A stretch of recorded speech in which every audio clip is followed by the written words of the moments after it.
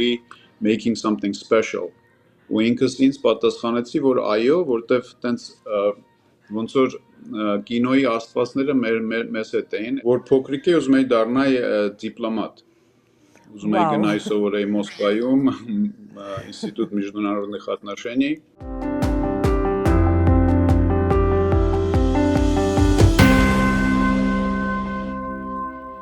Բարև ձեզ, այսօր մենք հյուր ունենք Նյու Յորքից, մենք խոսենք ես Երևանից,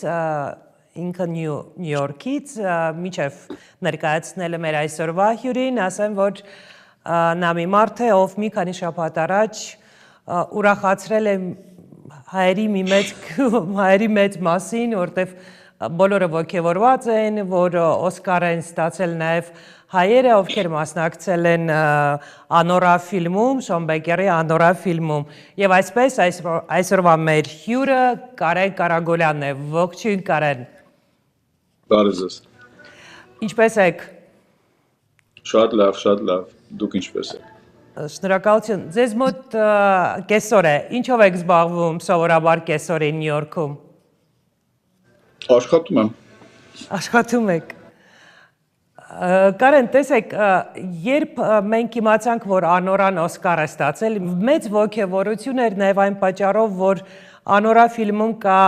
հայերեն է հնչում, կան հայ մարդիկ, նույնիսկ հայկական եկեղեցին է, եւ ես նաև նայել եմ ձեր մի շարք հարցազրույցներ եւ Շոն Բեյքերի հարցազրույցները, ֆիլմի ռեժիսորի, ով պատմում էր, որ ֆիլմի գաղափարը նաև ձեզ հետ է մշակել, ճիշտ է։ Այո։ Պատմեք ինչպես է ծագել։ Այո, պատմեմ։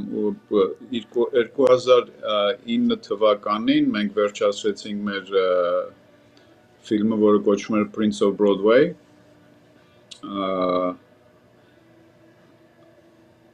Ու դրանից հետո Շոնը այդ ժամանակ Նյու Յորքում էր ապրում, հիմա տեղափոխվեց հետո մի քանի տարի հետո դրանից Լոս Անջելես, բայց այդ ժամանակ ստեղ էր։ Մի խոսքով տես գնացի իրան տեսա, ասեցի, բա ինչ անենք, մյուս ինչ ենք անում, ու պատմեցի իրան մի պատմություն, որը որ ես գիտեի, որը որ եղել էր Brighton Beach-ում, ու ես շատ ինձ միշտ ոնց որ հետաքրքրել է այդ տարածաշրջանը Brighton Beach-ի, շատ տենց հետաքրքիր թաղամասը հենց օվկիանոսի ափին ու բոլոր ռուսախոս էմիգրանտները սովետական էմիգրանտներ ընդեղ են գնում, վերջը տենց սկսեցինք խոսալ դրա մասին ու երևի մի 3 տարի իրար հետ ֆիլմ են գրել, այդ ֆիլմը մեր կոչվում էր Caviar, Էլի տենց Brighton Beach-ում էր այդ ֆիլմը, բայց ավելի տղաների մասին էր։ Ու դրանից հետո ուզում էինք այդ ֆիլմը հանենք, տենց չէր ստացվում, չէինք կարող փող ճարեինք, որտեվ ստեղի պրոդյուսերները ասում էին պետքա մեծ անուններով դերասաններ խաղան, այդ դերը, որը խոսքի ես պետքա խաղայի։ Շոնն էլ դե ասում էր ոնց կարող է, ասենք, ամերիկական դերասանը խաղա այն դերը, որտեղ հայրենապետ խոսար ռուսերեն։ Վերջը տենց չէր ստացվում, հետո ոնց որ ես մոռացա դրա մասին, բայց ինքը 20 թվին կարծեմ ինձ ասեց, որ ուզում է անպայման այդ Brighton Beach-ի մասին պատմում մի կինո հանի, ու ոբշեմ ինքը տենց գրեց թազա սաղ փոխեց ու կարծեմ 21-ի սկիզբն էր ինձ ուղարկեց այդ սցենարը Անորան, ինձ համար էլ դերեր գրել ու տենց սկսեցինք աշխատել։ Ձեզ դուր եկավ այդ նոր սցենարը, որ ինքը գրել էր ձեր գաղափարի վրա։ Այո, շատ լավ գրած սցենար էր, շատ տենց կոկիկ, ազնիվ, հետաքրքիր ու դրանից հետո տենց սկսեցինք ոնց որ իրար հետ աշխատել, դերասաններ քննարկել, լոքեյշններ քննարկել, տենց դիալոգները քննարկել։ Մի դրվագ կա ֆիլմում, որի մասին կուզենայի ձեզ հետ խոսել։ Ձեր հերոսի մասին պատմությունը դա տարածված է հայկական հայ համայնքներում։ Դե իմ հերոսը այնտեղ եկեղեցական չի, իմ հերոսը քավոր է կանգնում այդ երեխային այդ ոնց որ այդ կնունքի օրն է ու այդ եկեղեցական այսպես ասած խալաթը անպայման պետք է հագնել այդ նույն եկեղեցում ես կնքել եմ 3 հատ երեխա իրական կյանքում այդ եկեղեցին հենց այդ նույն անկյունում նույն տերտերների հետ տերտերները իրանց էին խաղում ուզում ասեմ դա իր աշխատանքը չէ կնունք է ինքը կավոր է կանգնում ու տենց ոնց որ Այսինքն դա իրական դեպք էր, այն ինչ պատմել եք ֆիլմում, նաև իրականությունում է տեղի ունենում։ Այո։ Մենք աշխատում ենք միշտ մեր ինչ որ անում ենք Շոնի հետ, աշխատում ենք ինչքան հնարավոր է ազնիվ եւ կյանքից վերցրած պատմություններ ու ցույց տալ։ Կարեն, այսպեսի մի հարց, որը ժամանակ է արդեն անցել, այդ աղմուկն անցել է, այդ ամեն ինչը անորայի շուրջ եւ հավանաբար դուք ավելի խորն եք մտածել եւ գուցե գտել եք պատասխանը, ինչու անորան ստացավ այդքան շատ Օսկար եւ ինչու աշխարհում սիրեցին անորան, ինչով էր առանձնահատուկ այդ ֆիլմը, որ բոլորը խոսում են մինչ օրս անորայի մասին։ Ինձ թվում է անորայի պարզությունը, ազնիվությունը, հստակությունը, ռեալիզմը, այդ բոլորը ոնց որ ձգում են հանդիսատեսին, նաև երևի Օսկարների համար երևի ինձ թվում է մի քիչ հանդիսատեսը հոգնել է, մարդիկ հոգնել են այդ մեծ բյուջե անկապ ցածր որակի հանած կինոներից, որոնք որ չունեն ոչ մի պատմություն, չունեն ոչ մի ու երևի դա ոնց որ cycle է, այդ առաջ ասենք 90-ականներին շատ լիքը լավ կինոներ էր դուրս գալի Հոլիվուդում, օրինակ 93-ին, 94-ին են Forrest Gump, Pulp Fiction, ոբշեմ լիքը տենց լավ կինոներ, հետո դա անցավ հետո սկսեցին տենց Marvel կինոները դուրս գալ, հետո շատ էին ու դրանց որակը շատ ընկավ։ Հիմա էլ ինձ թվում է էլի փոխվում է, էլի հետ է գալի, մարդիկ ուզում են պատմություն տեսնեն, ազնիվություն տեսնեն։ Այսինքն հայերեն ասած կյանքի մասին կինոներ։ Այո։ Եկել է արդեն այդ պահը, երբ նորից սկսվելու են կյանքի մասին կինոներ նկարել, որտեղ կարևորը լինելու է պարզությունը, կարևորը լինելու է իրականությունը եւ չեն լինելու մեծ բյուջետներ, այլ լինելու է մարդկային պատմություն։ Անորան դրա մասին է, ճիշտ եմ հասկանում։ Այո, բայց մեր բյուջետների հետ դա կապ չունի։ Մենք այս ֆիլմը այդ բյուջետով ենք անել, հիմա մյուսը կարող է մյուս բյուջետով անի։ Բայց ավելի շատ ոնց որ տենց սինեմա, ոչ թե ֆիլմ, այլ սինեմա, այլ ինձ թվում է այդ cycle-ն է փոխվում, որ սինեման է հետ գալի, այդ մի քիչ հիշում եք այն հին լավ ֆրանսիական, իտալական կինոները, որոնց վրա մենք մեծացել ենք, սովետական կինոները։ Ինձ թվում է այդպիսի ինչ-որ տենդենս է գալի Հոլիվուդում, կարող է տևի կարճ ժամանակ, բայց ամեն դեպքում հիմա մեսեջը դա է։ Իսկ ձեր հաջորդ աշխատանք արդեն գիտեք ինչով եք զբաղվելու, արդեն կա ինչ-որ ծրագիր կամ գուցե սցենար, որի վրա մտածում եք, աշխատում եք։ Ես ուզում եմ, հա, կամ մտածում եմ, հələ տենց հաստատ ոչ մի բան չկա, բայց ուզում եմ ինքս ստեղծեմ։ Համ հնարավորին չափով գրել, հնարավորին չափով պրոդյուսինգ անել եւ եթե դերեր լինի ինձ համար, ես եք խաղա մեջը։ Ինչի մասին եք ուզում ֆիլմ գրել եւ ինչի մասին եք ուզում լինի այդ ֆիլմը։ Գուցե էլի լինի հայկական ինչ-որ պատմություն։ Դե երևի հայկական պատմություն մեջը կլինի, նաև ուրիշ պատմություններ։ То есть այդ հայկական բարձր ամբողջը հայկական չի, բայց քանի որ ինձ դա հետաքրքիր է, ինձ դա ձգում է, իմ գիծը միշտ կլինի հայկական ինձ թվում է։ Կարեն, այսպես անկեղծ ասեմ, հա, ես երբ ձեր հարցազրույցները նայում եի, դուք չէիք թողնում տպավորություն, ասենք այն ինչ որ մենք պատկերացնում ենք, ամերիկյան հայ համայնքի ներկայացուցիչ կամ հաջողակ ամերիկացու, դուք ես ձեզ մեջ տեսնում եի երևանցու, ինչու։ Ճիշտ ասած երեք ես տենց ծանոթացել էի մի քանի երևանցիների հետ ու ինձ էլ նույն բանը ասեցին։ Չգիտեմ ինչու, ես 18 տարեկան մինչև Երևան եմ ապրել, մեծացել եմ այնտեղ,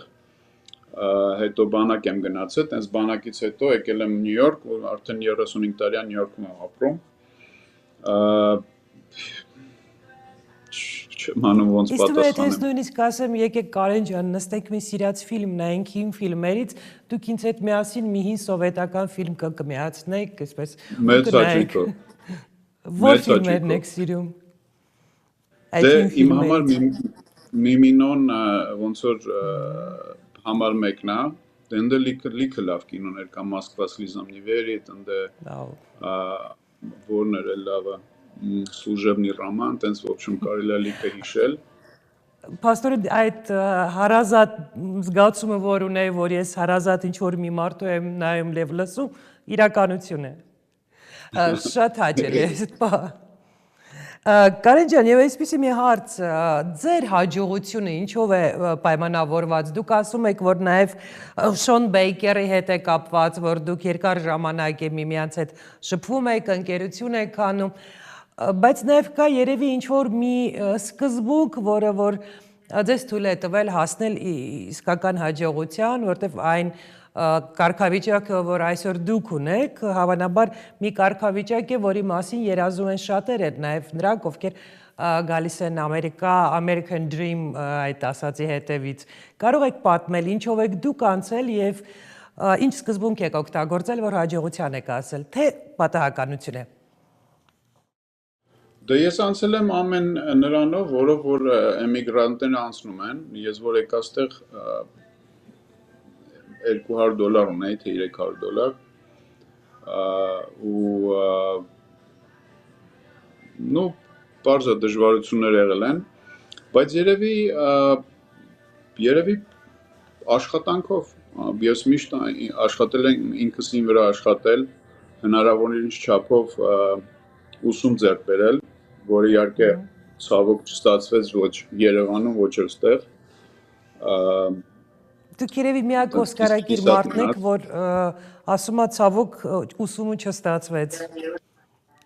Չստացվեց, չկարողացա, ընդունվեցի ստեղ քոլեջ, բայց չկարողացա տենց աշխատեի, որ քոլեջի փողը տայի, չէր երիկում փողը, ու տենց մնաց դա, հետո ամուսնացա, մի երեխա, երկու երեխա, 3-4, վերջը։ Երևի աշխատանքով էլի։ Իսկ ձեր երեխաներին դուր գալիս է աննորան։ Դե երկուսը պուճուր են, 14 ու 16, հələ չեն տեսել, то есть տեսել են, բայց մենակ մեջտեղն եմ ցույց տվել։ Այն երկու մեծերը, այո, շատ է դուրները գալի։ Իսկ երեխաները եղել են ձեր Հայաստանում։ Ոչ, չեն եղել։ Ես ինքս եմ երկու անգամ եղել Հայաստանում այս 35 տարվա մեջ, երկու անգամ էլ տենց ֆիլմերով եմ եկել։ Մի անգամ 2009 թվին Prince of Broadway-ին այդ ոսկե ծիրաններին հրավիրել, մի անգամ էլ 18 թվին Շոն Բեյքերի հետ եմ եկել Հայաստան, Florida Project-ն էին այդ ժամանակ ցույց տալի ոսկե ծիրանում։ Շատ հետաքրքիր է։ Իսկ ինչ ծրագրեր ունեք առաջիկայում, կարող է այդպես ստացվել, որ գաք Հայաստան եւ կարող է որ Հայաստանում ինչ որ ծրագիր իրականացնեք, ինչ որ ֆիլմ նկարեք կամ, չգիտեմ, գուցե դասընթացներ։ Մեծ հաճույքով դասընթացների մասին չեմ մտածել, բայց ֆիլմ նկարել տես միտք կա, երևի այս տարի չի ստացվի, բայց հույսով եմ մյուս տարի սկսենք այդ ուղղությամբ մտածել։ Արդեն կա կոնկրետ ծրագիր, որի շուրջ մտածում եք։ Ծրագիրը ինչ է նշանակում։ Այսինքն սցենար, նախագիծ։ Այո։ Շատ հետաքրքիր է։ Եվ այսպեսի մի հարց Կարեն, դուք ասում եք, որ երկու անգամ եք ընդամենը եղել Հայաստանում եւ երկու անգամ էլ գործի բերումով, բայց թողնում եք մի մարդու տպավորություն, որ բավականին հետաքրքրված է Հայաստանում տեղի ունեցող իրադարձություններով։ Ես ճիշտ եմ, հետևում եք լրահոսին, ինչ է կատարվում Հայաստանում։ Ոչ, այդքան չեմ հետևում, դե պարզա գիտեմ, որ անընդհատ ամեն երկրում էլ բողոքողներ կան ամեն ինչից, բայց դες մանրամասն չգիտեմ։ Կարեն ջան, ես նաև նայում եմ ձեր հարցազրույցը BBC-ին եւ այնտեղ դուք խոսում եք էմիգրացիայից եւ ասում եք, որ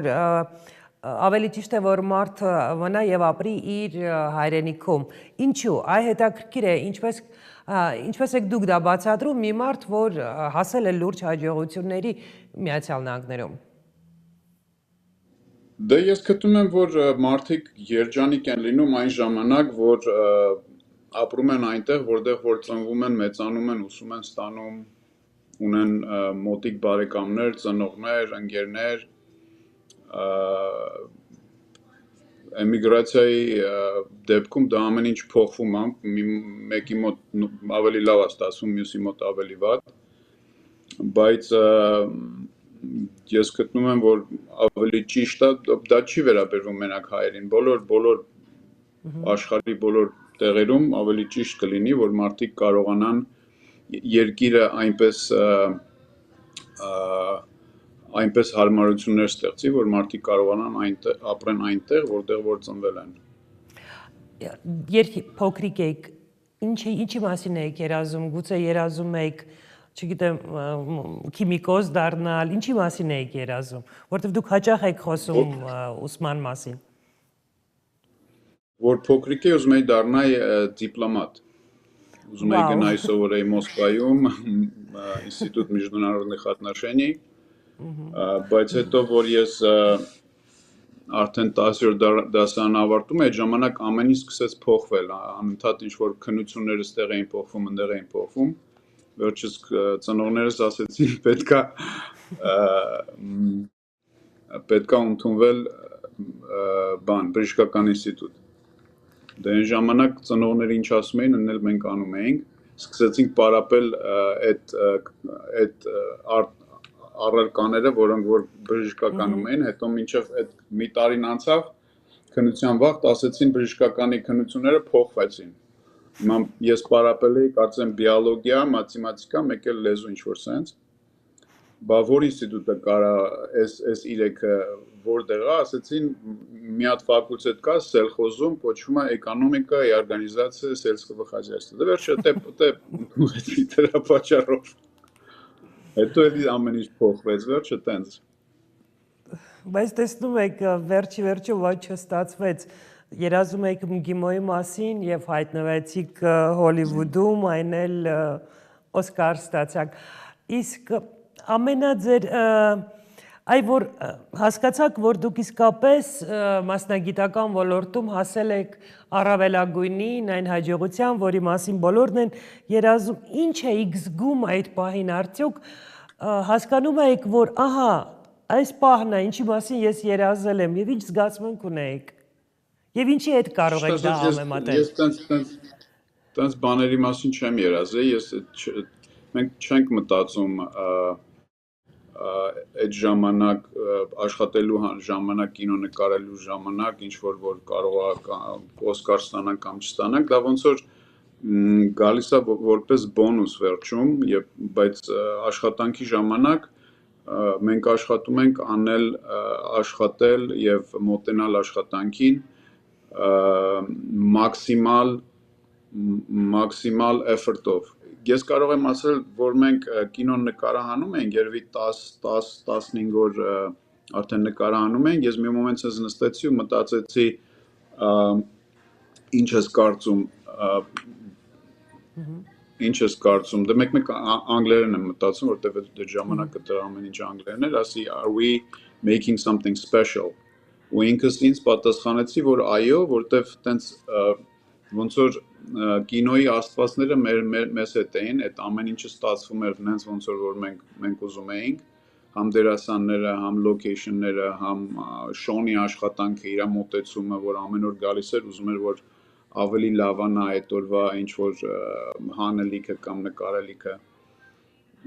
Ու հետո որ մենք կանոն կրեցինք, ես ոնց որ տենց միցակ հանգստացա, ասեցի վերջ։ Կարելի է դաժե հիմա արդեն մանանալ։ Օսկարի մասին չի երազել։ Չէ, Օսկարի մասին вообще չեմ մտածել։ Այդ արդեն վերջում որ սկսեցին տեն շատ խոսալ, բայց բացի Օսկարից մեր ֆիլմը կրել է 148 հատ մրցանակ այդ մի տարվա մեջ, 148 հատ։ Դե Օսկարը այդ ոնց որ գագաթն է այդ ամեն ինչի, բայց այո։ Երբ որ ասում եք Something Special, երբ հասկացաք, որ իսկապես Something Special ֆիլմ եք նկարում կամ ֆիլմում եք նկարահանվում։ Երկու շաբաթ արդեն նկարում էինք, այդ տան մեջ է հիշում եմ նստած էինք, ինչ որ ընդմիջում էր, ու ես ինքս ինձ այդ հարցը տվեցի, երևի հա մի 10-15 օր անց սկսելուց հետո։ Իսկ այսօր մի դերասան ում հետ երազում եք նկարահանվել։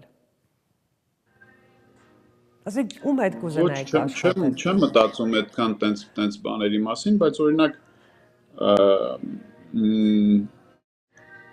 John Turturro-ի հետ մեծ հաճույքով կաշխատեի։ Ինչու հենց իր Բայց տենց ես առաջինը որտեվ սիրում եմ իրան որպես դերասան, երկրորդը այն օրը հանդիպեցինք, տենց իրար հետ ոնց որ ես ասեցի նույն բանը, ինքն էլ ինձ նույն բանը ասեցինք իրար հետ պետքա մի բան անենք, աշխատենք։ Բայց տենց կոնկրետ ես չեմ մտածում այդ ուղղությամբ։ Ես դերասանների հատկությամբ ինձ համար շատ կարևոր է, որ երբ որ մենք դերասաններ ենք ընտրում, որ այդ անձը կարողանա պատկերել իր character-ին մաքսիմալ խոսքը ոնց է մաքսիմալ with maximal honesty ազնվությամբ որ կարողանա պատկերել ազնվությամբ այդ ժամանակ իմ կարծիքով լավ է ստացվում թե հիմա այդ դերասանը կլինի մեծ դերասան կամ ինչ որ մի մարդ որը որ դերասանել չի ոնց որ ես դա այդքան կապ չունի դուք մեկ եթե վերադառնանք Անորա ֆիլմին այդ եկեղեցու հետ կապված այդ կադրը այդ հատվածը ասում եք իրականում ձեր կյանքից դուք եք այդպես արել, դուք եք քավոր եղել եւ այլ, այսինքն նաեւ համայնքի հետ եք առնչվում, համայնքային կյանքով ապրում եք, ինչ որ այ ընկերներ եւ այլ ունեք, թե ուղղակի պահեր, որ եկաք քավոր եղաք եկեղեցու։ Ես քավոր էի իմ դվարդնի եղբորս երեխաներին։ Հայկական համայնքի հետ տենց կապ ունեմ, բայց շատ մեծ կապ չունեմ։